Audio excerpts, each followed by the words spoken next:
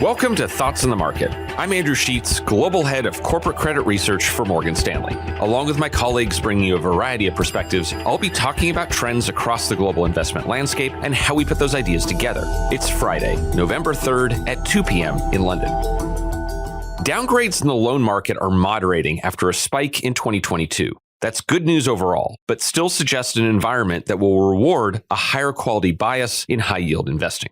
After rising throughout last year, net downgrade activity for U.S. leveraged loans, which represent corporate loans to below investment-grade borrowers, have declined about 50%. The most extreme downgrades, where issuers fall to a CCC rating, have moderated the most, while CCC upgrades have become more frequent as companies have successfully refinanced upcoming debt. Fewer net downgrades and especially less movement into this riskiest CCC cohort is good news. And we think it's consistent with the idea that despite a near doubling of borrowing costs over the last 2 years, default rates will only rise to about average levels and not something higher and more alarming. But within this activity, we think there's also a message. The majority of the stress from those higher rates is falling on weaker borrowers. Investors should look to move up in quality. Why do we think this? When interest rates rise, the impact on borrowers happens gradually, rather than all at once, since borrowers are still likely to have some debt outstanding that was taken out when rates were lower. That means that today's financial metrics and ratings may still not fully reflect the impact of the unusually fast rise in borrowing costs.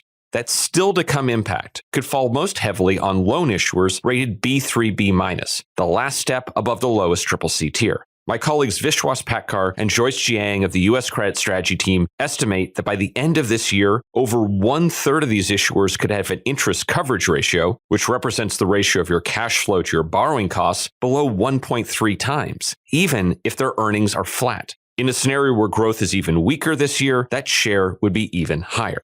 And despite these low single Bs facing the most risk from higher borrowing costs, in our view, markets aren't charging a particularly large premium to avoid them. The extra spread that an investor gets from moving down to a B- credit from the notches above is near the lowest of the last 10 years. And our up in quality bias isn't just about playing defense, as higher rated issuers are generally seeing better ratings transition trends. BB rated credits are posting more upgrades than downgrades and outperforming lower rated single Bs or CCCs. And even higher rated BBB credits are posting an even larger volume of upgrades relative to downgrades over the last 12 months. Ratings actions are stabilizing and suggest extreme outcomes for default rates are likely to be avoided. But given fundamentals and pricing, moving up in quality still makes sense.